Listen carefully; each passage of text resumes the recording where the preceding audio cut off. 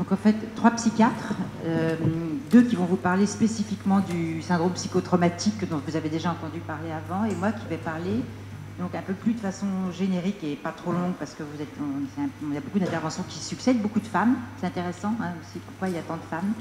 Et voilà, et donc pour rebondir sur ce qui a été dit, je vois qu'il y a toute cette question de la difficulté à nommer les choses dont on a parlé, et puis cette archivisibilité qui enchaîne et qui engendre parfois des passions idéologiques, donc c'est important de savoir de quoi on parle.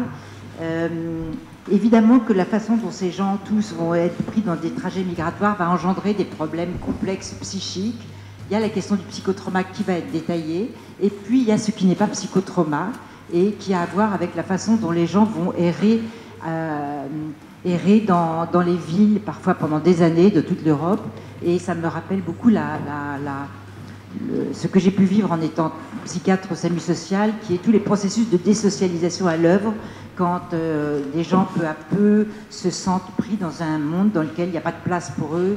Il y a une espèce de perte des repères généraux à force de dormir toujours dans des endroits dont ils ne savent même pas s'ils peuvent s'y familiariser.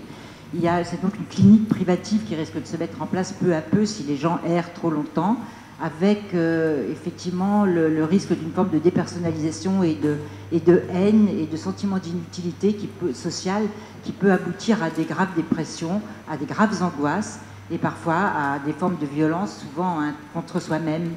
Je voudrais aussi parler à ce niveau-là de la question des enfants, dont on ne parle pas beaucoup ici puisque c'est une prise en charge adulte, mais il faut savoir qu'effectivement la question des enfants qui suivent ces périples avec des parents qui parfois vont très mal est une vraie question de santé publique pour les temps à venir.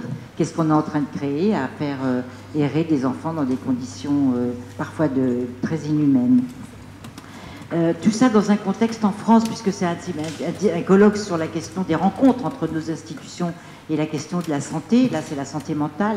La santé mentale, ça recouvre la psychiatrie, mais ça n'est pas que la psychiatrie, puisqu'évidemment, la santé mentale, elle inclut les conditions d'hébergement, les conditions d'accueil, les conditions de la langue, les conditions de familiarisation avec un pays.